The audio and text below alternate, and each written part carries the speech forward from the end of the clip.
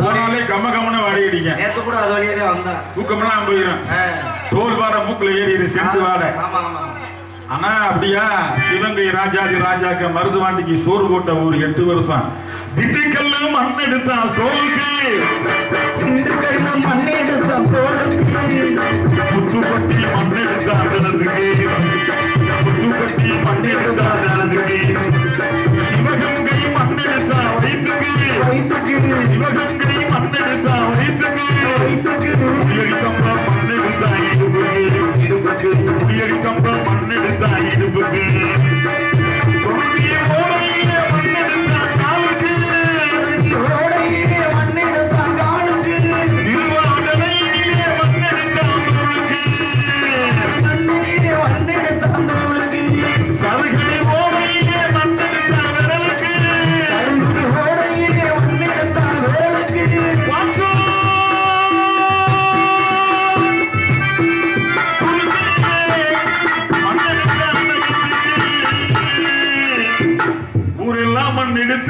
செஞ்சாமானுக்கு என் திருவெற்றியூரிலே மண்ணை எடுத்து என் தாய் பாகம் பிரியாமல் அருள்கின்ற திருவெற்றியூரிலே மண்ணை எடுத்து உசுறு வந்தாக்கு.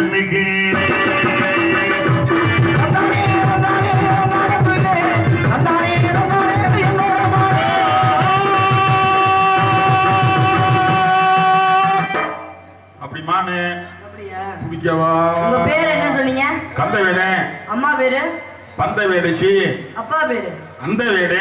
எங்க இருந்து வரீங்க? எட்டமலையில இருந்து. மானை எங்க பாத்தீங்க? பாத்துக்கிட்டே இருக்கேன். பாத்துக்கிட்டே இருக்கேன்னு பதிலா? மானை எங்க பாத்தீங்கன்னு கேட்டேன். இங்கதான் பாத்துக்கிட்டே இருக்கேன். இங்கதான் பார்த்தேன்னா? இங்கே இருக்கு. இந்த இடத்துக்கு பேர் என்ன? இந்த இடம் வேலியமலை சாரல். மான் இங்கதான் வந்துச்சா? இங்கதான் சத்தியமா இருக்கு. இங்கதான் பாத்தீங்க, மான் இங்கதான் வந்துச்சு. பாரம்பரியா சத்தியமா இங்கதான் இருக்கியா மானு. அப்படியா? சரி, அது என்னது? நாத்தாசாமா சிலிமுனை ஆயுதம். ஒழுங்காவே பேச மாட்டீங்களா? எனக்கு ஒழுங்கா பேச தெரியாது. எனக்கு ஒழுங்கா பேச தெரியாது. எனக்கு தெரியாது. அப்படின்னு சொன்னா என்ன பண்ணுவீங்க நீங்க? இருக்கட்டும், அதை வச்சு ஏன் மானை பிடிக்கல? இது காந்த சக்தி உடையது. சரி. எந்த மானையும் கவர்ந்துடும். ஆனா என் மான் கிட்ட தோத்து போச்சுமா. எப்படின்னா என்னைய மாதிரி ஒரு ஆம்பளை பிள்ளை இருக்கான்னு வச்சுக்க, கல்யாணம் ஆகாதவன் என்ன பண்ணுவேன்? ஒவ்வொரு காரியம் பண்ணாலும் அம்மா கிட்ட கேட்டு செய்யுமா. அம்மா அம்மா நான் வேலைக்கு போறேம்மா, இந்தம்மா சம்பளம் வாங்கிக்கம்மா, அம்மா நான் பிடிக்க போறேம்மா, அம்மா நான் துவைக்க போறேம்மா, அம்மா நான் சாப்பிட போறேம்மா. அம்மா கல்யாணம் நான் மறுநாள் அம்மாவை மறந்துடுவேன். போயிருந்தாலும் பொண்டாட்டி பேச்சதான் கேட்பேன். மீனாட்சி நான் வரட்டுமா? பொண்டாட்டி பொண்டாட்டி பேர் மீனாட்சி. மீனாட்சி மீனாட்சி நான் வரட்டுமா? பேரே இல்லையா? எனக்கு அவ பேரை தவிர வேற பேர் தெரியாது. ஏன்னா எந்த ஊர்க்காரனா இருந்தாலும் சரி, புதுக்கோட்டை நாடகக்காரனா இருந்தாலும் சரி, காரைக்குடி நாடகக்காரனா இருந்தாலும் சரி, ஆனா எல்லாருமே கும்பிடுறது மீனாட்சியை தான். ஏன்னா மீனாட்சிக்கு அந்த மாதிரி ஒரு சக்தி இருக்கு. பாபுரம்பத ராணியிலேயே பாண்டியராஜ தனகே பாபராக தனலாய்ந்த பரிதோசித ஹிருதயே பாவன குக பணப்பிரதாகினி பக்தி மோட்ச சந்தாகினி சேவக பாவி மோட்சனி ஸ்ரீ கடம்ப வனவாசினி. கடம்புன மதுரை. ಹಿಮಕರ್ಣಿಯ ವದನಿ ಹಿಮಳಗುಂಡಲ ವದನಿ ರಮಣೀಯಮಣಿಯ ಸದನಿ ರಕ್ಷಿತ್ಯ ವದನಿ ಶುಭಚರಜನಕ ಜಗೋದರಿ ಸುಂದರ ಸಹೃದಯೇಶ್ವರಿ ಸಮರ ವಿಸಿದ ನಿಖಿಲಾಂಬರಿ ಸಾಧುವ ಸಂಕರಿ ಸಂಕರಿ ಕಮಲಜಾರಿ ಸ್ವರವಾಸಿನಿ ಕರಕಟ ಸುಭಗುಣ ಸಾಲಿನಿ ಸಮೇತ ಸ್ನೇಹಮಗಾಮಿನಿ ಸಂಗೀತ ರಸಗಲಾದಿನಿ. எல்லா இசைக்கலைகளுக்கும் அவதான் தாய், சங்கீத ரசகலாதினி. அப்ப நான் அவன் மேல சங்கீதத்துல சங்கீதம் பண்ணவே என் குருநாடைய மதுரை சோமு, சினிமாவில் சங்கீதம் பண்ணாரு என் மாமே சீர்காழி கோவிந்தராஜன், நாடகத்துல சங்கீதம் பாடுறேன் ராஜா முகமது. அதான் என் செல்ல தாய். அந்த சின்ன பையன் ராஜா என்ற கந்த வேடேன். அப்ப மீனாட்சி போயிட்டு வரட்டுமா, வேலைக்கு போயிட்டு வரட்டுமா, வேலைக்கு போயிட்டு வரட்டுமா, உங்ககிட்ட வரட்டுமா அப்படின்னு பொண்டாட்டி பக்தன் ஆயிடுவேன். அம்மா காரி சொல்லுவா, நேற்று வரைக்கும் என் மகன் என் பேச்சதான் கேட்டுக்கிட்டே இருந்தான், எங்கே இருந்து வந்தா ராத்திரி என்ன சொக்குப்பொடி போட்டாலான்னு தெரியல, பூரா அவ பேச்சையே கேட்கிறாம்பா அம்மா காரி. அப்ப அம்மாவுடைய சக்தி மருமக முன்னாடி தோத்து போகுதா? அதுமா இந்த சக்தி முன்னாடி, இந்த சக்தி முன்னாடி தோத்து போச்சு. அது எப்படி அம்மாவோட சக்தி மனைவி முன்னாடி தோத்து போகும்? ஆமா. அம்மாவோட பேச்ச நீங்க கேப்பீங்களா? நிறைய கேட்பேன்ல. கேட்காம ஒருத்தர் இறந்து போனானே அவன் யாரு? அப்படியா? ஏகப்பட்ட பேரு. மகாபாரதத்துல கர்ணே துரியோதனன்னு இருக்கான் இல்லையா? அவனு இருக்கான். இறந்து போனான். துரியோதனனை எங்க அடிச்சாலும் கொல்ல முடியாது. ஆனா ஒரே இடத்துல அடிச்சு கொண்டாங்க. எந்த இடம் அப்படின்னா தொடை பகுதியில. ஏன் அடிச்சாங்க? பானையை உடைச்சு கொண்டாங்க. ஏன் எந்த இடத்துல அடிச்சாலும் கொல்ல முடியாது, தொடை பகுதியில அடிச்சா கொல்ல முடியும் அப்படின்னா கௌரவர்கள் மொத்தம் எத்தனை பேரு? 100 பேரு. பொம்பளை பிள்ளையை சேர்த்தா 101 இருக்கு இல்லையா? அப்ப 99 பேரையும் கிருஷ்ண பரமாத்மா கொண்டுட்டான். அப்ப கடைசியா இருக்கிறது யாரு? துரியோதனன் ஆகப்பட்டவன் கடைசியா இருக்கான். ஆமா. அப்ப இன்னைக்கு போர்ல, நாளைக்கு போர்ல இவனையும் கொண்டுறா அப்படின்னு சொல்லி யாரு நினைக்கிறா? கடவுள் நினைக்கிறாரு. அப்ப கடவுளே நினைச்சாலும் தாய் நினைக்கணும் என் பிள்ளையோட உயிர் போகணும்னு இல்லையா? அப்ப காந்தாரி ஆகப்பட்டவள் என்ன நினைக்கிறா அப்படின்னா, கிருஷ்ணா இன்னைக்கு நீ ஜெயிக்கிறியா இல்ல நான் ஜெயிக்கிறதான்னு பாத்துருவோம் அப்படின்னு சொல்லி சொல்றா. அப்ப துரியோதனை கூப்பிடுறா. கூப்பிட்டு என்ன சொல்றா அப்படின்னா, அப்பா நாளைக்கு போருக்கு போற, ஆமாமா எனக்கு ஒரு உதவி செய்வியாப்பா அப்படின்னு சொல்லி கேக்குறா. என்னமா செய்யணும்? இதே மாதிரிதான் கேக்குறா. என்னமா செய்யணும் அப்படின்னு சொல்லி கேக்குறா. உனக்கு நான் என்னமா செய்யணும்?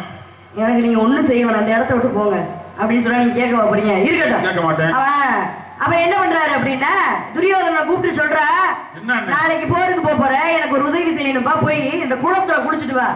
குளத்துல குளிச்சுட்டு எப்படி பிறந்தாயோ அப்படியே என் முன்னாடி பிறந்த மேனியோடு வான்னு சொல்லி சொல்றா. பிறந்த மேனியோடு என் முன்னாடி வாப்பா அப்படின்னு சொல்லி, சரிம்மா அப்படின்னு சொல்லி பேச்சை கேட்டுட்டு போறான்.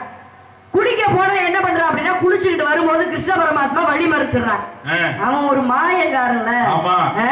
அவன் திசை திருப்புவதற்காக என்ன பண்றான் அப்படின்னா, அவங்க அம்மா பாத்துட்டாங்க பிறந்த மேனியோடனா உயிர் தப்பிச்சிருவான்ல, துரியோதனை கொல்ல முடியாதுல்ல.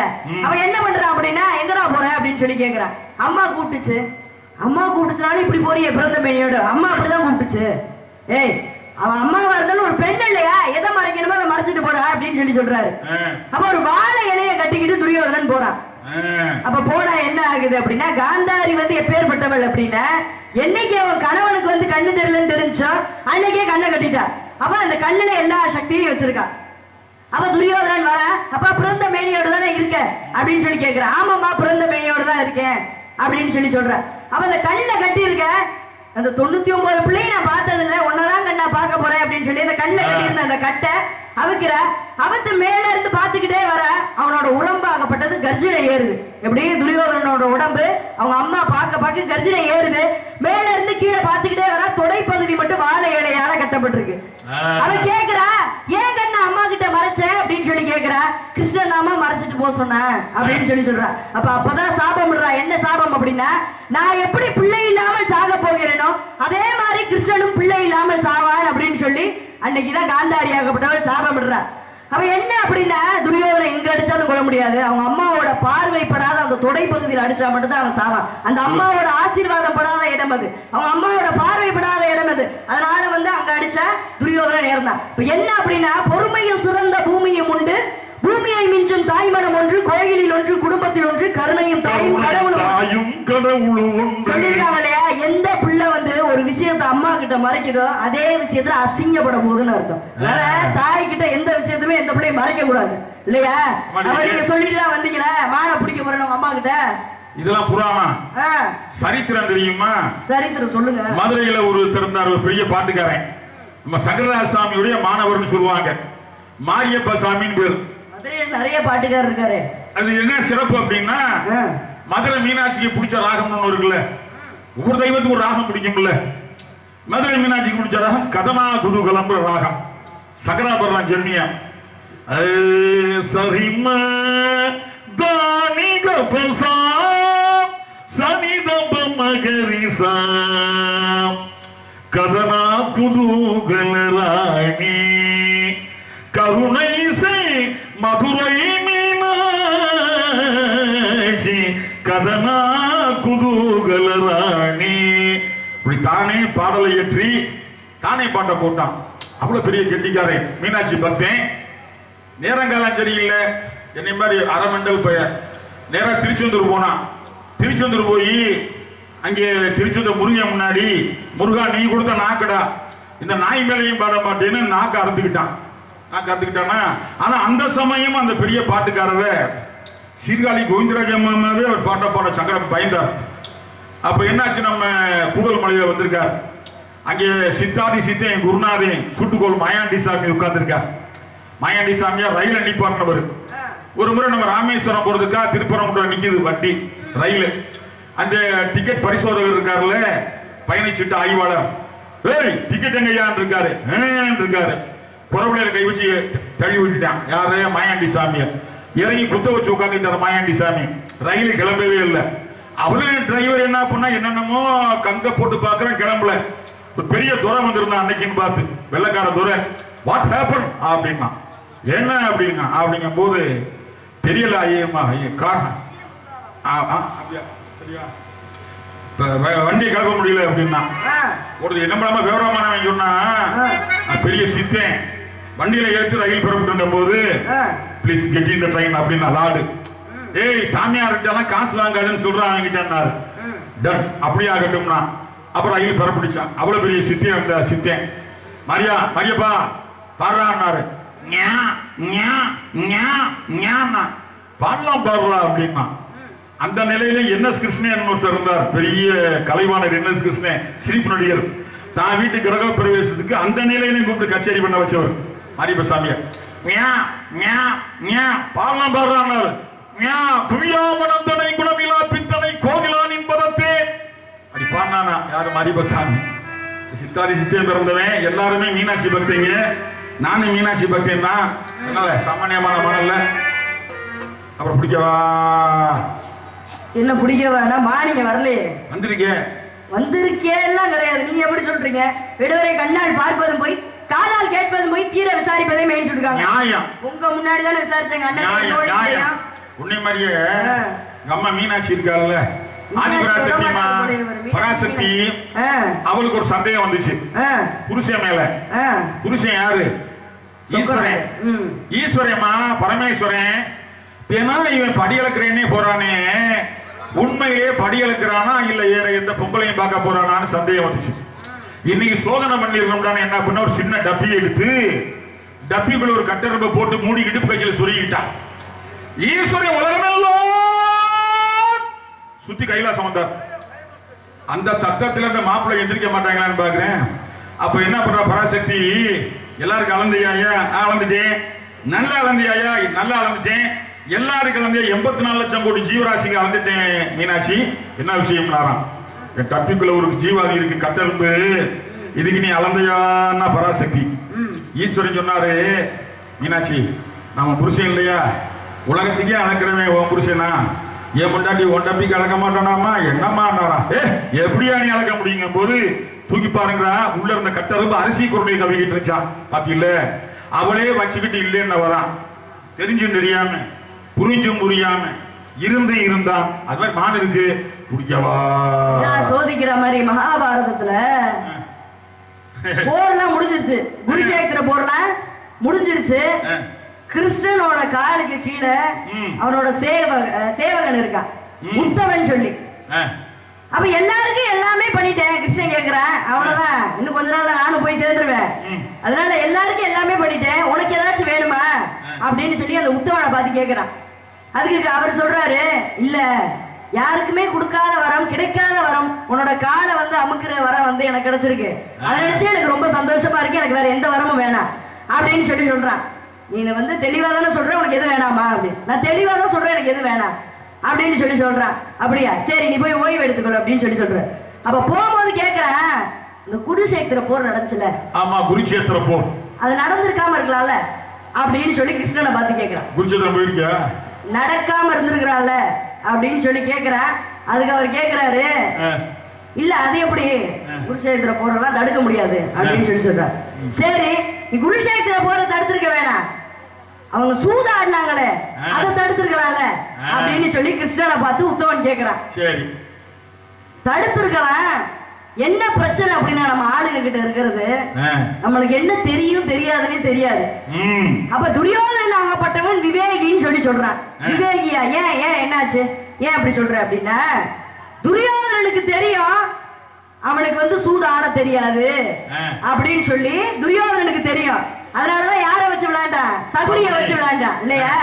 ஆனா தர்மம் இருக்கான் பாருங்க, தர்மனுக்கு வந்து தனக்கு சூதாட தெரியாதுன்னே தெரியாது. அப்ப என்ன பிரச்சனை அப்படின்னா, நமக்கு என்ன தெரியும் என்ன தெரியாதுன்னே நம்மளுக்கு தெரியாது. எல்லாமே எனக்கு தெரியும், எல்லாத்தையுமே நான் பார்த்துட்டு வந்தேன் அப்படின்ற வார்த்தையை முதல் நிப்பாடுங்க. என்ன தெரியாதோ அதை போய் கத்துக்கிட்டு வாங்க முத அப்படின்னு சொல்லிட்டு, அப்ப தர்மம் என்ன பண்றான் அப்படின்னா, தனக்கு ஆட தெரியாதுன்னே தெரியாம சூது ஆடுறான். இவன் சகுனியை வச்சு ஆடுறான் இல்லையா? அப்ப அதனால வந்து என்னால தடுக்க முடியாது அப்படின்னு சொல்றான். அப்ப அந்த உத்தமன் சொல்றான், சரி நீ போயிருக்க கூடாதா, நீ கடவுள் தானே அப்படின்னு சொல்றான். அதுக்கு இது கிருஷ்ண பரமாத்மா சொல்றான், தர்மன் வேண்டுறது என்ன அப்படின்னா, இது யாருக்கு தெரிஞ்சாலும் கிருஷ்ணனுக்கு மட்டும் தெரிஞ்சிடக்கூடாதுன்னு சொல்லி வேண்டான். அப்ப எப்படி போவான் கிருஷ்ணன்? அப்படி அவன் வேண்டுனாலும் நீ போயிருக்கணும், நீ கடவுள்ல அப்படின்னு சொல்றான். அதுக்கு அவன் என்ன சொல்றான், எப்பா நான் வாசல்ல தான்ப்பா நின்றேன், அவன் கூப்பிட்டு இருந்தா நான் போயிருப்பேன் அப்படின்னு சொல்றான். கூப்பிட்டு இருந்தா போயிருப்பியா? கடவுள் வந்து கூப்பிட்டாதான் போடுமா அப்படின்னு சொல்லி உத்தவன் கேக்குறான். நான் கூப்பிட்டாதான் போவேன் அப்படின்னே சொல்லிட்டான் கிருஷ்ணன். நான் கூப்பிட்டாதான் போவேன் அப்படின்னு சொல்றான். அப்ப எந்த காரியத்திலுமே கடவுள் வந்து நமக்கு சாட்சியா இருப்பாரு பக்கத்துல அப்படின்னு நினைச்ச ஒரு பயம் இருக்கணும் இல்லையா? பாரம்பரியம் இருக்கான்ல, அப்புறம் வைத்தியநாதன் இருக்காங்கல்ல, 2 பேரும் இப்படி பறந்து வந்துகிட்டே இருந்தாங்களாம். அப்ப ஒரு பையன் நம்மள மாதிரி நுனி மரத்துல உட்காந்து அடிமரத்தை வெட்டிக்கிட்டே இருந்தானா. அப்ப சொன்னாலாம் என் தாய் பராசக்தி, நுனி மரத்துல உட்காந்து அடிமரம் வெட்டுறாங்க, இப்படி வெட்டிக்கிட்டு இருந்தான்னா இவன் பாரமும் சேர்ந்து சீக்கிரமே இந்த கிளை முறிஞ்சு போயிருங்க, கீழே விழுந்தா செத்து போயிருவானாங்க. பராச அவர் சொன்னாரு, யாரு? ஈஸ்வரன் சொன்னாரு, கீழே விழுகும் போது அம்மான்னு விழுந்தா நீ காப்பாத்து, அப்பான்னு விழுந்தா நான் காப்பாத்துறேன். இந்த நாதாரி பையன் ஒண்ணும் புரியாம இந்த வெட்டி விழுகும் போது ஐயோ செத்தேன்னு விழுந்தானா. அப்ப எந்நேரமா ஆத்தாள நினைக்கணும், அப்பனும் நினைக்கணும். சதா சர்வகாலமா யமனோட மனைவி இல்லையா? யமனோட மனைவி வந்து புடிச்சுக்கிட்ட 2 பேராலையுமே காப்பாற்ற முடியல இல்லையா? இன்னொன்னு யமதர்மன் உயிரை பிடிக்க போறான், எந்த உயிரை? குருவி உயிரை பிடிக்க போறான்.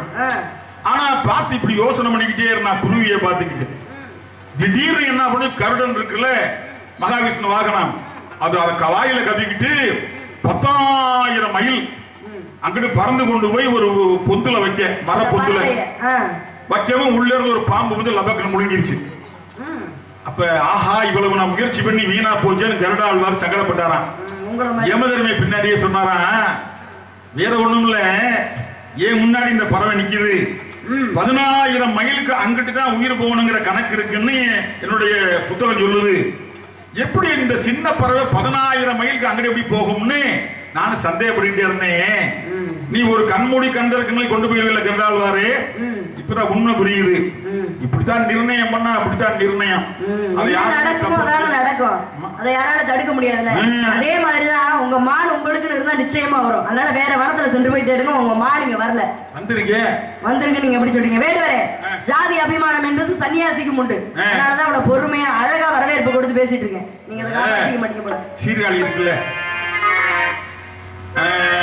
சீர்காழி சிவந்தபுரம் மாயவரம் கும்பகோணம் சிதம்பரங்கிறாங்கல்ல, அங்கே வந்து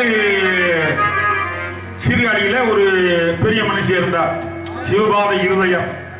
அவன் மணி என்னை மாதிரி சின்ன பையன் ஒருத்தர், 3 வயசு பையன், அவனை கூட்டிட்டு இந்த மாதிரி குளக்கரை கரையில் நிப்பாட்டிட்டு, மகடிங்க நில்றான், நான் போய் உள்ள ருத்ர ஜபம் பண்றேன்னு உள்ள இறங்கிட்டார். தண்ணிக்குள்ள போய் ஓம் சிவய நமய நம சிவம சிவய நவய நம சிவம சிவய ஓம், தண்ணிக்குள்ள ருத்ர ஜபம் பண்றான். அவங்க அப்பங்காரன் இந்த 3 வயசு பைய பாக்குறான், அப்பாவை காணாமே, தண்ணிக்குள்ள போனான காணாமே, பசிக்குது, வெயில் ஏறுது, பாக்குறான் கோபுரத்து மேல பாகம் பெரியா தெரியுறா, அம்மா அம்மா அம்மா அப்படின்னா, அம்மா இறங்கிட்டான். மகனேன்னு கூப்பிட்டு மடியில உட்கார வச்சு ஞானப்பால் கொடுத்தாராம். உடனே கவி பாட ஆரம்பிச்சுட்டான். தோடுடைய செவிகள் பாடும்போது ஊர்க்காரங்களா வந்தாங்க, என்னடா தப்பு தப்பா பாடுறேன்னாங்களா. என்ன தப்பா பாடுறேன் அப்படின்னா, அந்த 3 வயசு பையன், இல்லடா தோடுடைய செவியன்னா தோடுடைய காதுகளை உடையவன் அர்த்தம். ஈஸ்வரனுக்கு காதுல தோடு கிடையாதுடா, தோடுனா வெள்ளியில இருக்கணும் இல்ல தங்கத்துல இருக்கணும், ஈஸ்வரன் காதுல நாகப்பாம்பு தாண்டா இருக்கு, தோடெல்லாம் கிடையாதுடாங்க போது சொல்றேன். நான் தோட்ட பார்த்தேன், தங்க தோட்ட பார்த்தேன் அப்படின்னா ஊர்க்காரங்க நம்பல. ஈஸ்வரனே அசரீரியா சொன்னாரு, அந்த சின்ன பையன் சொன்னது உண்மைதான், என் காதுல தோடு இருக்கிறது உண்மைதான். 2 கந்தர்வர்கள் இருந்தாங்க, அசுவத்திரன் கம்பளத்திரன், 2 பேரும் எங்கிட்ட வரம் கேட்டாங்க, என்ன வர வேணும்னு கேட்டேன். ஈஸ்வரா 24 மணி நேரம் உங்க மேல நான் பாடிக்கிட்டே இருக்கேன்னு வரம் கேட்டாங்க. உங்க பாட்டை 24 மணி நான் கேட்டேன், ஏன் போல பிறந்தாகும்னு 2 பேரும் தோடா மாத்தி காதுல மாட்டிக்கிட்டேன். அந்த தோடு யாரு கண்ணுக்குமே தெரியாது, என் புள்ள ஞானசம்பந்தன் கண்ணுக்கு தெரிஞ்சிருக்குன்னாரா ஈஸ்வரன். அப்படி ஞானசம்பந்தன் கண்ணுக்கு தெரிஞ்ச மாதிரி இந்த மானு அவன் பேரை ராஜாமுகமுக்கு தெரிஞ்சிருக்குமா? பிடிக்கவா பிடிக்கவா அவங்க மானிங்க வரல. தேடி வந்த உண்மையில் மானா வந்திருந்த இல்லையின் பேனா, தேடி வந்த உண்மையில் மானா வந்திருந்த இல்லையின் பேனா, இன்னைக்கும் நான் தான் தடவின் நாட்டில், என்னைக்கும் உண்மை மொழி சொல்றேன் நாட்டில். தேடி வந்த உண்மையில் மானா வந்திருந்த இல்லையின் பேனா, என்றைக்கும் நான் தான் ஐயா தலைவியின் நாட்டில், என்றைக்கும் நான் தான் ஐயா தலைவியின் நாட்டில்.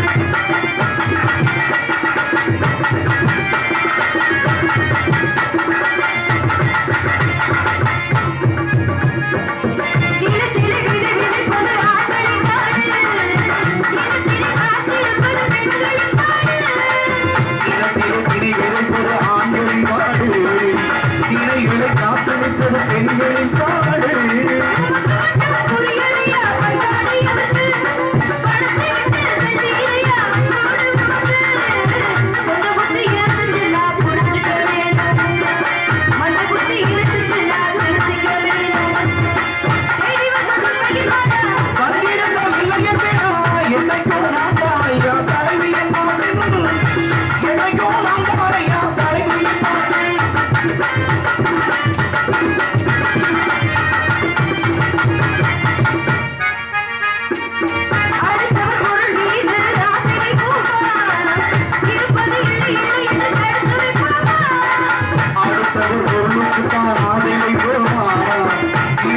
இல்லை என்றுதான் தடுத்துரை போமா.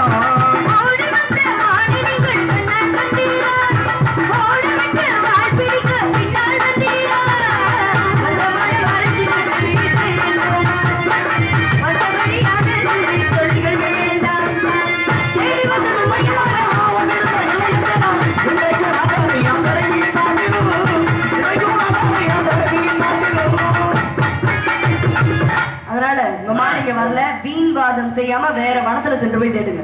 இருக்கு இல்ல இருக்கு. இது முன்னாடி ஓடுகிற வண்டி ஓட ஒற்றுமையா ரெண்டு மாடு ஒன்ன விட்டு ஒண்ணு எண்ணி பாடு. ஓடுகிற வண்டி ஓட ஒற்றுமையா ரெண்டு மாடும் ஒன்ன விட்டு ஒண்ணு விரிஞ்சா என்னவாலும் எண்ணி பாடு. ஓடுகிற வண்டி ஓட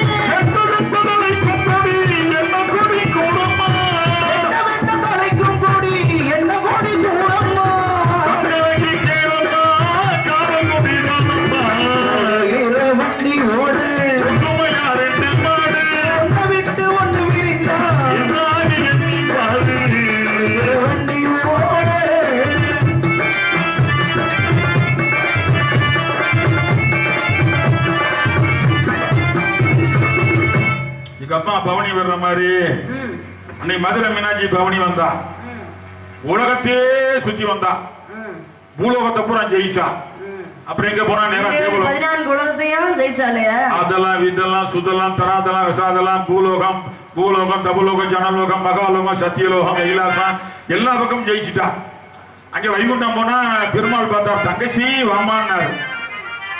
யமலோகம் போனா யாரியவா அப்படி எவன் எட்டி உரைச்சு எவன் வந்தான், எவனை ஒரு உரை கொடுத்தா பாரு, அம்மா சொக்கம்மா மீனாட்சி நீதானம்மா உணவு வந்துட்டான்.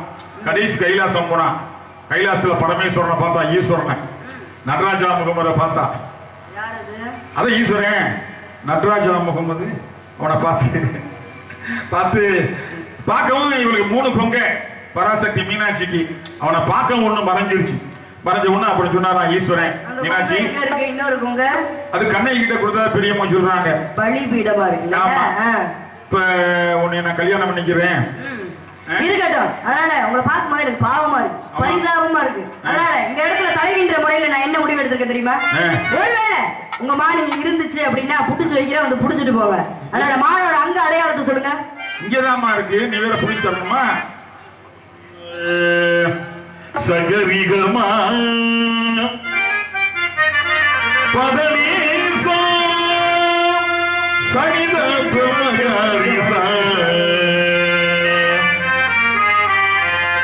பைரவி ராகம் பிரியனே பாகம் பிரியனே பரந்தந்து வாஞ்சினே தாயே நின் பொற்பாதமே சரம் புகுந்தேன் அம்மா. நோய் நொடிகளை தீர்த்து வைப்பாய் அம்மா. யார் போய் சொல்லுவார் இந்த ஏழை வருந்தும் வேளை உன்னிடம் அம்மா. காயாத ஜாதகத்தே நின்று வாழும் நற்காரிகையே மேயாதம்மா மேயாதம்மா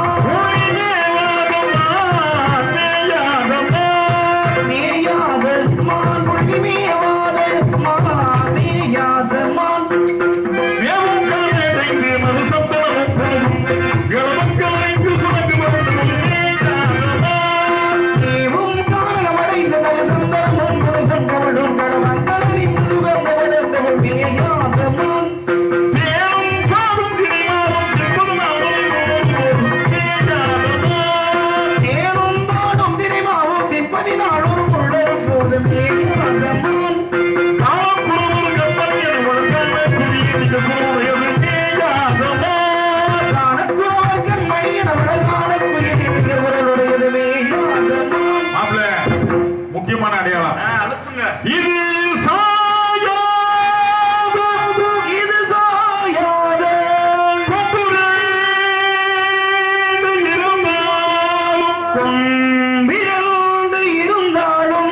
அந்த விளக்கணை பண்ற மாதிரி நீ பண்ண ராகம் மாறிடும். சாயாத குன்று சாயாத குப்பான ராஜாதி ராகமே ராஜா முகமது பாகம் பிடியாளுமே காலையில் பாடும் ராகமே புபாலமே.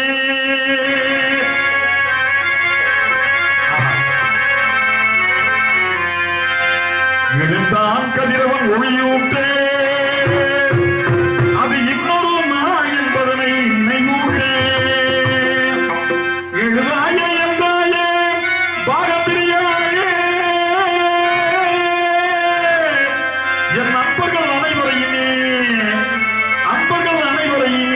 என் தாய்மார்களையே உடைநாடி வந்த எங்களையே உண்மகன் என்னையே ஆதரிப்பாயே அம்மா. என் இசை நாடக கலையினை ஆதரிப்பாயே. ஒரு பொன்மானை நான் காண தகினதோ அம்மானை நான் ஆட தகினதோ சதங்கையிட்டாடு சங்கீதம் நான் பாடு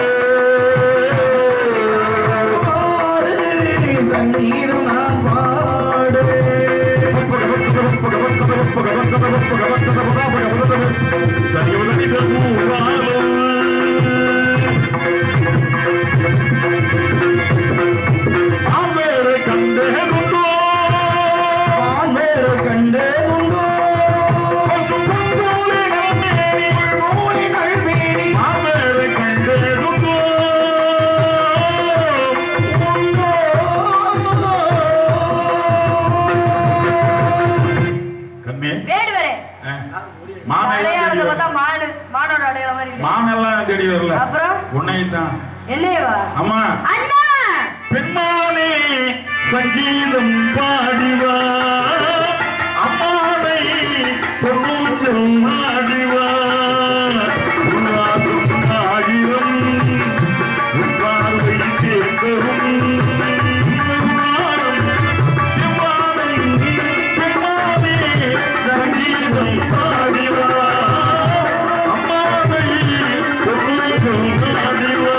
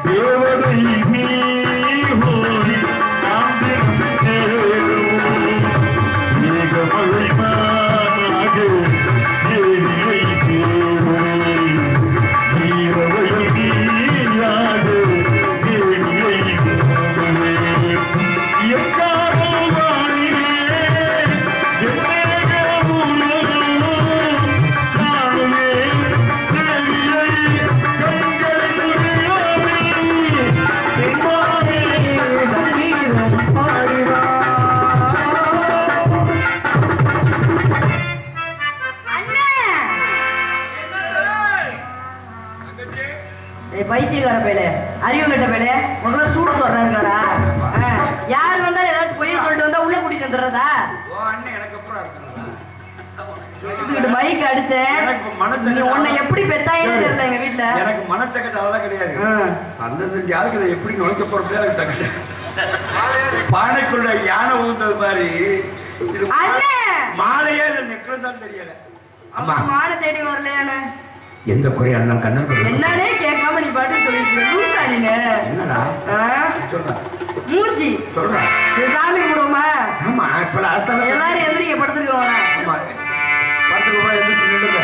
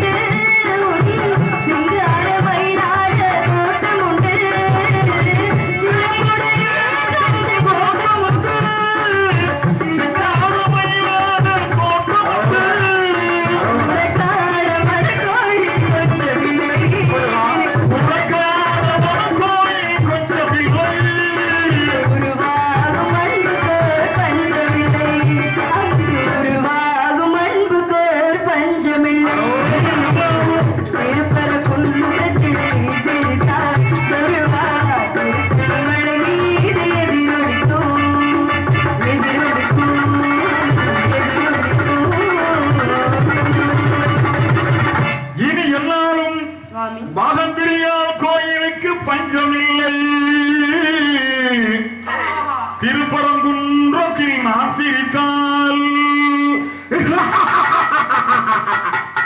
அது திருத்தணி மலை மீது எதிரொலிக்கும்.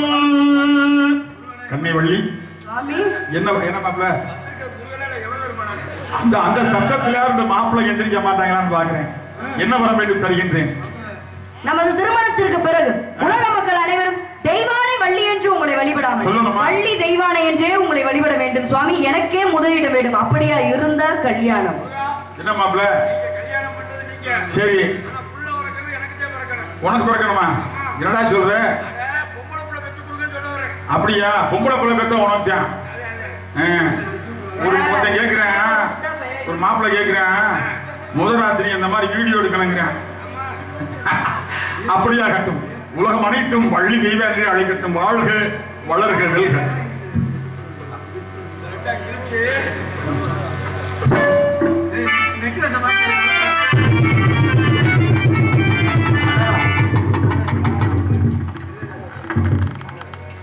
ஹலோ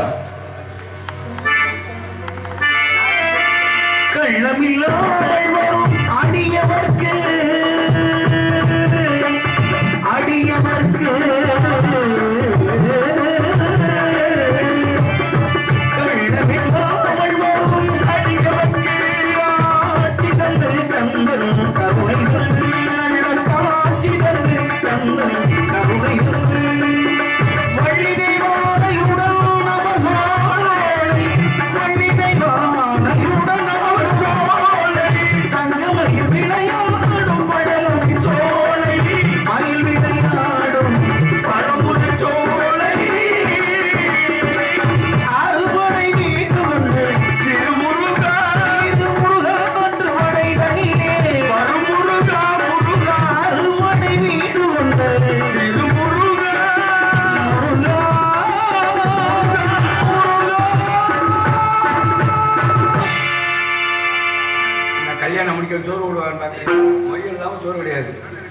இந்நாளையத்தினை கண்டுபிடித்த நாடக கலா ரசிகர்கள் மக்களுக்கும் இனி சுற்றுவட்டார கிராம பொதுமக்களுக்கும் விழா கமிட்டாளர்களுக்கும் காவல்துறை சேர்ந்த அனைத்து அதிகாரிகளுக்கும் சிறந்த முறையில் தெளிவாக ஒளி ஏற்பாடு செய்துள்ள பெல்ஜியா ரேடியோ சார்க்கும் அதனை சார்ந்த உரிமையாளர் இயக்குநர் அனைவருக்கும் என் சார்ந்த தமிழ்நாடு நாடக சிறப்பு சபாவும் நாடகத்தில் வாய்ப்பு அருமை சகோதரர் பிரபல கும்மி பாட்டுக்காரர் என்று பாடகர் என்று பெற்றது பெற்ற அனுபவனார் நமது திருவாரூர் பாரதி நகரை சார்ந்த மன்னவரன் அவருடைய கிழக்குறதி சார்பாகும் நன்றி நன்றிகள் வணக்கம்